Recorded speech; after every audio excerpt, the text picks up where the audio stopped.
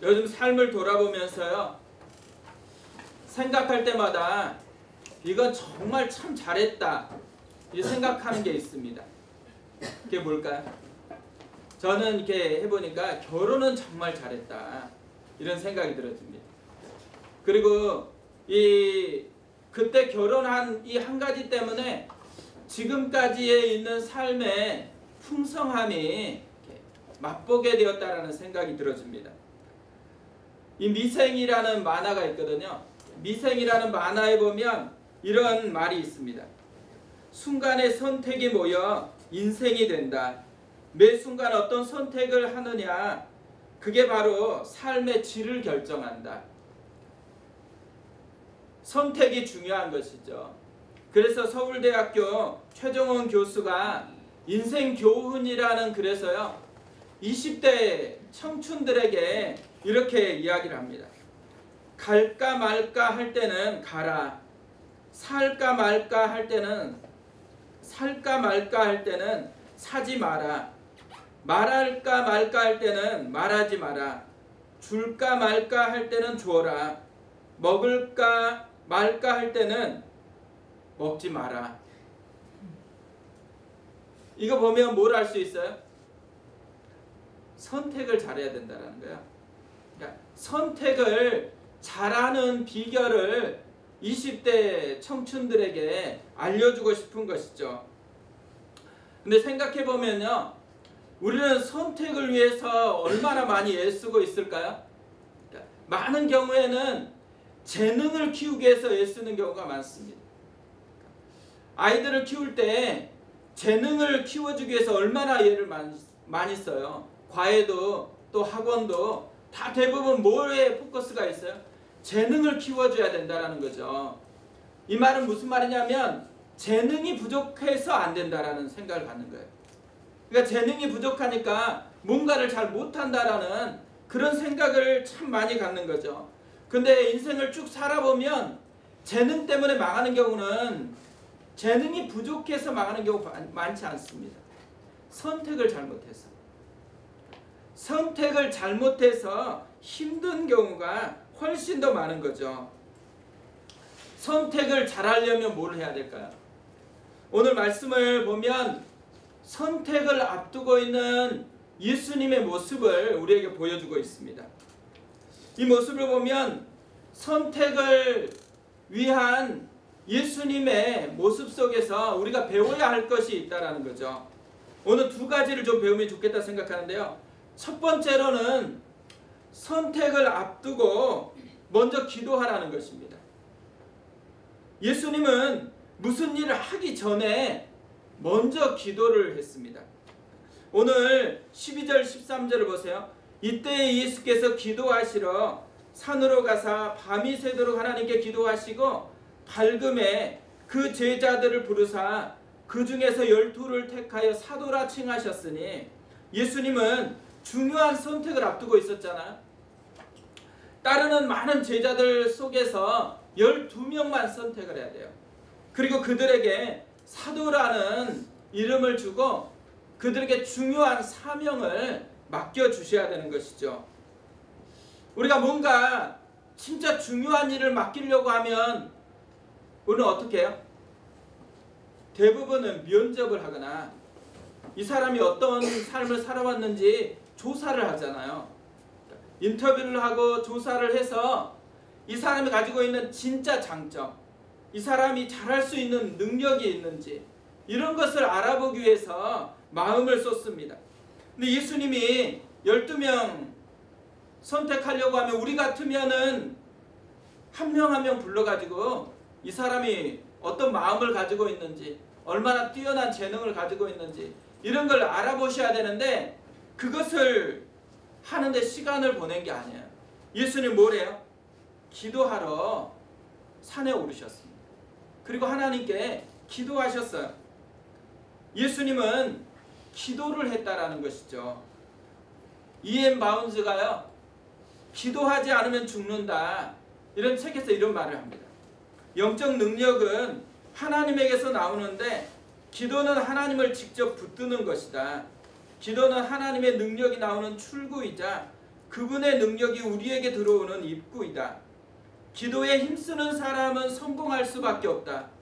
기도에 실패하면 모든 것에서 실패할 수밖에 없다. 기도에 성공하면 성공할 수밖에 없대요. 근데 기도에 실패하면 모든 것에서 실패할 수밖에 없대요. 근데 이런 말을 들으면 이런 말은 누구에게 적용되는 것 같아요?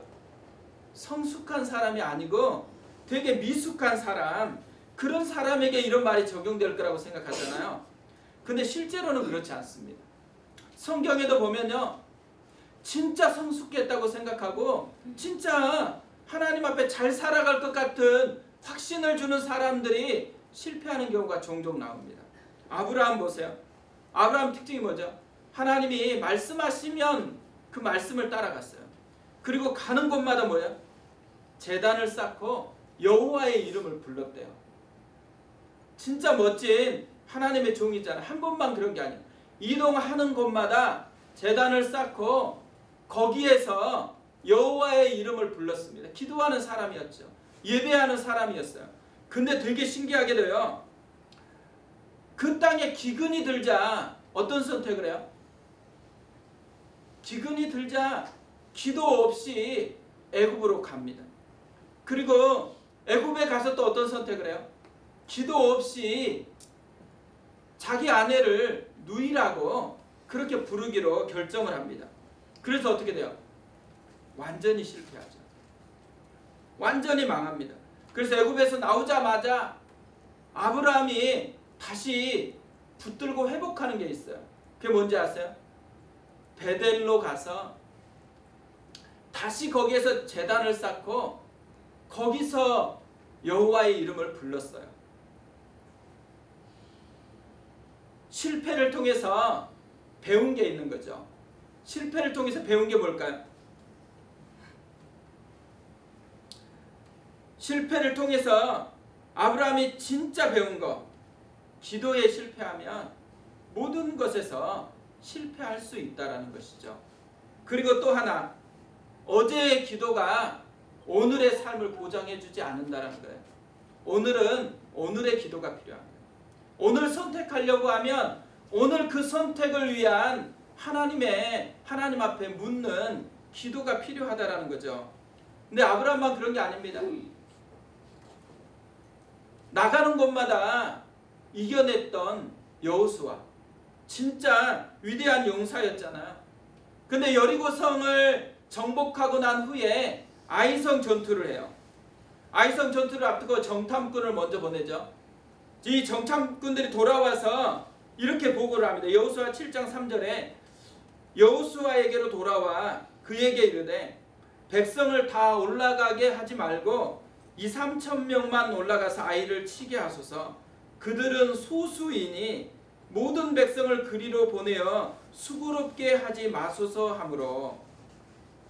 그래서 어떻게 결정해요? 3,000명만 보내기로 결정합니다. 여기까지 보면요, 여호수아가 잘못 선택한 것 같지가 않아요. 합리적으로 선택한 거잖아요. 비교 분석해 봤어요. 근데 3,000명, 2,3천이라고 그랬잖아요. 2,000명만 보내도 승리할 것 같은 그런 조그마한 성이니까 3,000명을 보낸 거예요. 근데 어떻게 돼요? 패하고 돌아옵니다. 왜 패했을까요? 착각했기 때문에 패했습니다. 뭘 착각했을까요? 이들은 상황만 봤어요. 소수고 2,3천 명이면 될 것이다 라는, 그러니까 이들이 가지고 있는 생각이 뭐예요? 전쟁의 승리는 규모에 달려있다. 그러니까 소수니까 작은 수만 보내도 된다라고 여기는 거죠. 숫자의 비교 우위, 그것이 전쟁에 승리할 수 있는 근거라고 그렇게 여긴 겁니다. 이들이 진짜 심각하게 착각하고 있는 거, 그게 뭐겠어요? 하나님을 전적으로 의지해서 승리했잖아요. 여리고성은 자기들이 싸운 게 아니에요. 하나님을 전적으로 의지해서 승리를 맛보았던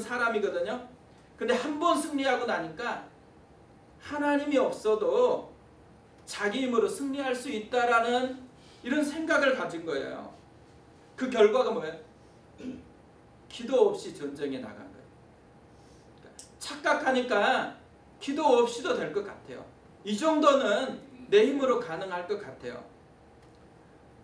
이걸 보면요, 우리가 알 수 있는 게 뭐냐면 기도 없이 시작한다라는 거, 이건 뭘 의미해요? 하나님보다 다른 것을 더 신뢰한다라는 것을 의미하는 거예요. 많은 그리스도인들이 이런 여호수아나 이스라엘 백성과 같은 삶을 살아갈 때가 참 많습니다. 기도 없이도 될 것 같아요. 근데 기도 없이 되어지는 그것을 생각하면서 이렇게 생각하지는 않아요. 나는 하나님을 무시한다라고 생각하지는 않아요. 하나님 없이도 나는 충분히 할 수 있는 능력이 있다라고 그렇게 생각하지는 않아요. 그런데 기도 없이 살아가는 모든 삶의 방식은 사실은 하나님보다는 다른 것을 더 신뢰하고 있다라는 메시지를 온몸으로 보여주는 것이라는 거죠. 우리의 힘은 우리 자신에게 있는 것 아닙니다. 오직 하나님에게 속해 있는 거예요. 하나님께 붙어 있어가지고 그분에게서 공급받은 것, 그것이 우리가 가지는 유일한 힘이라는 것이죠. 그러니까 어떻게 보면 예수님이 기도했다 이 말은 무슨 말이겠어요? 자기를 의지하지 않고 하나님만을 힘삼고 있다라는 것이죠. 여호수아는 실패를 했습니다. 근데 놀라운 것은요, 여호수아는 실패하고 거기서 좌절하는 사람이 아니에요. 실패하고 난 후에 다시 곧바로 기도하기 시작합니다. 이 아브라함하고 여호수아를 보면 배울 수 있는 게 있어요. 실패를 통해서 깨닫고 배운 게 있다라는 거예요. 근데 많은 사람들은 실패를 하고 난 후에 깨닫고 배우는 게 아니고 무너져 버려요. 실패에 완전히 족쇄에 갇혀가지고 실패의 종이 돼버리는 그런 사람들이 굉장히 많은 거죠. 우리가 실패를 통해서 깨달아야 될 것, 가능하면 실패한 후에 기도하지 말고 먼저 기도부터 하라는 거예요. 예수님처럼 기도부터 하고 난 후에 선택하는 그 사람이 되라는 것이죠. 교회 개척할 때 뒤돌아보면요, 선택을 앞두고 나서 참 감사한 것들이 많더라고요. 그 중에 큰 게 뭐냐면 기도할 수 있는 기회를 많이 준 거예요. 기도했냐? 아직 좀 적게 했는데요. 더 기도해봐라. 또 얘기하고 나면 기도해보니까 어떠니? 더 기도해봐라. 또 만나고 나면 또 더 깊이 기도해봐라. 근데 생각해보면 기도할 수 있는 기회를 갖는다라는 게요, 진짜 큰 축복이더라고요. 기도할 수 있는 기회를 통해서 뭘 얻겠어요? 나를 내려놓는 거예요. 내게는 아무것도 아니라는, 내가 선택한 것으로 가면 안 된다라는 하나님의 뜻 앞에 서야 된다라는 이 지혜를 얻게 되었다라는 거죠. 두 번째로요, 예수님의 모습을 통해 배울 수 있는 것이 있다면 중요한 것이면 더 깊이 기도하라는 것입니다. 사람들도 중요한 것과 사소한 것 구분하거든요. 그래서 중요하지 않는 사소한 것에는 에너지를 많이 들이진 않아요. 중요한 것이다라고 생각하면 어때요? 에너지를 집중해서 그것에 투자를 합니다. 근데 예수님도 오늘 말씀을 보면 마찬가지예요. 12절을 보세요.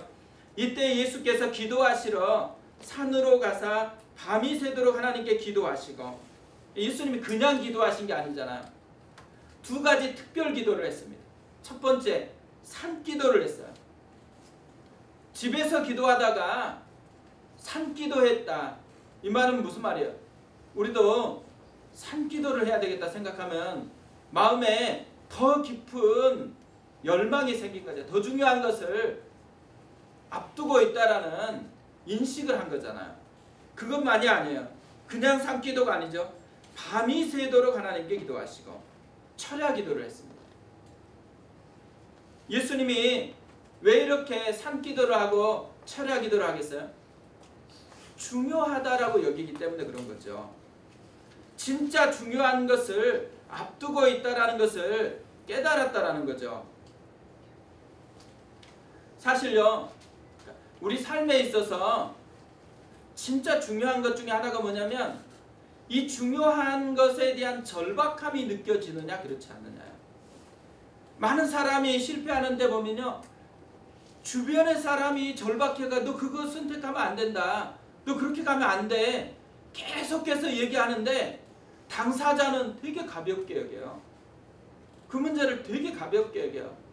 그러다 보니까 나중에 어떻게 돼요? 나중에 눈물 흘리는 거예요. 근데 진짜 중요한 것을 절박하게 느끼는 사람, 그 사람이 지혜자인 거죠. 예수님도 마찬가지예요. 예수님도 중요한데 중요한 것에서만 끝마치지 않고 절박함을 느끼는 거예요. 절박함을 느끼니까 산으로 가서 밤이 새도록 그렇게 기도했다라는 거죠.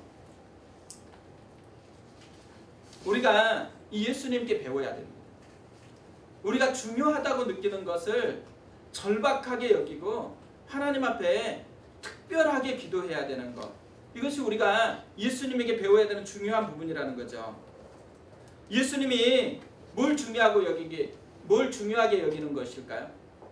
오늘 말씀을 보면요, 예수님은 사람을 세우는 것을 굉장히 중요하게 여깁니다. 왜 이렇게 사람을 세우는 걸 중요하게 여길까요? 우리가 물건 하나 사도 중요하게 여기거든요. 근데 물건보다 우리 삶에 가장 강력하게 영향을 끼치는 게 뭐겠어요? 사람이에요, 사람. 어떤 사람과 만나느냐, 이것이 진짜 우리의 삶에 깊게 영향을 끼치는 거죠. 그래서 톨스토이가 이런 얘기했습니다. 바다에 나갈 때는 1번 기도하고 전쟁터에 나갈 때는 2번 기도하고 결혼할 때는 3번 기도해라. 이 말은 만남이 만들어내는, 사람이 끼치는 영향력이 전쟁이나 다른 어떤 것보다도 강하다라는 것을 우리에게 알려주는 것이죠. 만남의 축복을 위해서 기도해야 되는 때죠. 지금 이제 신학기 들어가고 또 여러 가지 변화가 있는 때거든요. 이럴 때는 진짜 우리 속에서 만남에 대한 기도를 많이 합니다. 그러니까 만남의 축복은요, 진짜 중요하게 영향을 끼친다라는 측면에서 만남 앞에서는 무엇보다도 기도에 집중하고 나아가야 된다라는 거죠. 예수님이 제자들을 선택하는 이것을 앞두고요, 기도를 해요. 근데 왜 이렇게 집중해서 기도하겠어요? 예수님의 이 기도를 통해서 우리가 알 수 있는 건 뭐냐면 사람을 세우는 기준이 뭔가, 이걸 알 수가 있어요. 어떤 사람을 세우는 것이 하나님 나라에 유익할까요? 예수님이 세우시는 하나님의 사람의 기준, 자기에게 잘 보이는 사람을 선택한 게 아니에요. 또 잘생긴 사람 선택하는 것도 아니죠. 또 무엇도 선택 안 했어요. 실력 있는 사람, 탁월한 사람을 예수님이 선택하는 것도 아니에요. 예수님의 기준은 딱 하나예요. 어떤 사람을 선택해요? 하나님이 원하시는 사람. 하나님이 원하시는 사람을 선택하는 거예요. 근데 하나님이 원하시는 사람을 선택하기 위해서 뭐가 필요한가요? 하나님께 묻는 게 필요하죠. 그러니까 재능을 보고 선택하는 게 아니고 하나님이 어떤 사람을 원하느냐를 보고 하나님께 묻고 선택하는 거예요. 그래서 기도한 것이죠. 교회가 해야 되는 진짜 중요한 게 뭐겠어요? 사람을 세울 때는 기도해야 된다는 거예요. 하나님이 원하시는 사람이 교회 가운데 세워져야지 자기 뜻이 아니고 하나님의 뜻이 펼쳐지는 건강한 교회가 되어진다는 거죠. 근데 예수님이 사람을 선택을 했어요. 14절부터 16절에 보면 예수님이 선택한 사람들이 나옵니다. 12명의 제자들, 곧 베드로라 하는 이 시몬, 그리고 쭉 하고 나서 맨 마지막이 누구예요? 16절에 보면 이렇게 되어 있습니다. 야고보의 아들 유다와 예수를 파는 자 될 가룟 유다라. 이 말씀 보면 진짜 아이러니 아니에요? 그렇게 중요하게 여기고 밤을 새서 기도를 했어요. 그리고 나서 선택했는데 선택한 제자들의 모습이 어때요?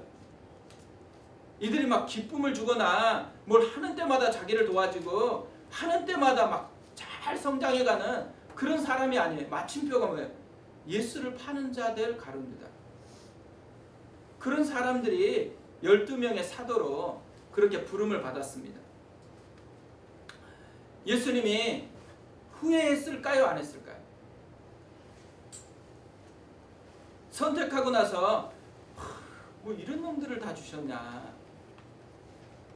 예수님이 후회 안 하셨을 거라고 생각합니다. 왜 후회 안 하셨을까요? 본인의 뜻으로 선택한 게 아니고 하나님이 말씀해 주신 사람으로 선택했기 때문에 당장에는 이해 못해도 하나님이 이유가 있으니까 이 사람들을 보내주었을 거라는 그런 믿음이 작동하잖아요. 결혼할 때도요. 제 생에서 진짜 잘했다 생각하는 게 뭐겠어요? 하나님이 네 짝이라고 한 사람하고 결혼한 거예요. 그러니까 무슨 일이 있을 때 왜 저렇게 선택하지? 생각해보면요. 나보다 나를 더 잘하시는 하나님께서 어련히 알고 붙여줬겠어요. 그래 생각해보면 저게 유익하니까 보내주셨을 것이다 라는 그런 생각을 갖게 되는 거예요.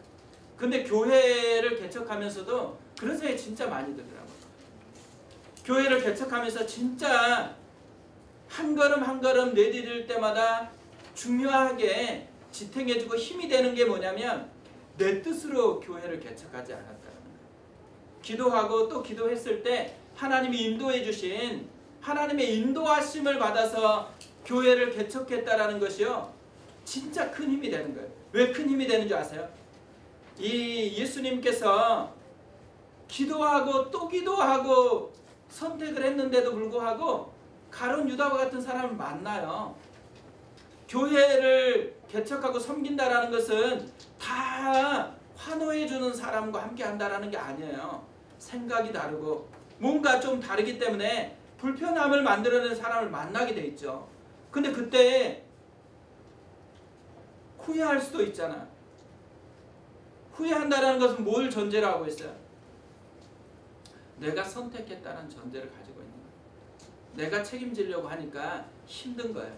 근데 나보다 나를 잘 알고 교회를 교회되게 하실 주인이신 하나님께서 이 사람을 보내주고 선택했다 이 말은 무슨 말이겠어요? 하나님의 때가 있고 하나님의 뜻이 있고 하나님의 인도하심이 있기 때문에 그분을 신뢰함으로 살아가는 넉넉함이 주어진다는 거죠. 욕심을 버릴 수 있는 것. 하나님의 뜻이다라고 생각되어지면 욕심을 버릴 수가 있습니다. 하나님의 뜻이 앞선 삶을 살아가게 되어지면 그것이 자기를 지키는 힘이 되어진다는 거죠. 어떻게 보면요. 예수님께서 이런 제자들과 함께 하면서 이런 제자들 속에서 후회하지 않고 자기를 지킬 수 있는 힘이 어디에 있었겠어요? 기도함으로 선택했기 때문에. 하나님께서 알려주신 그 마음으로 선택했기 때문에 하나님의 뜻이 있다라고 여겨지니까 그것이 오히려 자신을 지키고 자기를 보호하는 그런 힘이 되었다라는 것이죠.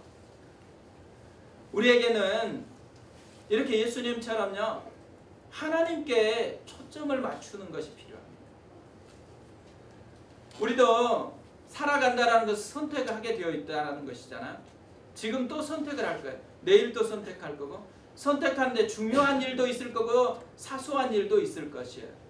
그런데 이 선택 앞에서 우리가 해야 될 중요한 건 뭐예요? 선택하기 전에 기도하라는 거예요. 또 기도 못하고 선택했으면 어떻게 해요? 아브라함하고 여호수아처럼 그때부터 다시 기도하라는 거예요. 그리고 그 기도에 따라서 다시 삶을 조정하라는 것이죠. 그리고 기도하면서 뭘 해야 돼요? 예수님처럼 내 뜻이 아니고 하나님의 뜻을 붙들어야 돼요. 하나님이 원하는 그것에 초점을 맞추고서 살아가는 것. 그래야지만 결정적인 어려움이 찾아왔을 때 자기를 지키는 울타리가 되어준다는 것이죠. 기도는 힘이면서도요, 기도는 울타리예요. 우리가 매일매일 아침에 깨어나면 첫 번째 해야 될 게 그래서 기도하는 것이죠. 하나님 앞에 나아가고 또 나아가서 하나님이 내 인생의 목자가 되게 하는 것, 하나님이 내 인생을 이끌어가게 하는, 그러므로 말미암아서 우리 안에 예수님처럼 보호함이 있고 하나님의 능력을 힘입어 살아가는 것, 이것이 우리의 삶이 되어야 한다는 것입니다. 우리가 그런 삶을 살아갔으면 좋겠습니다.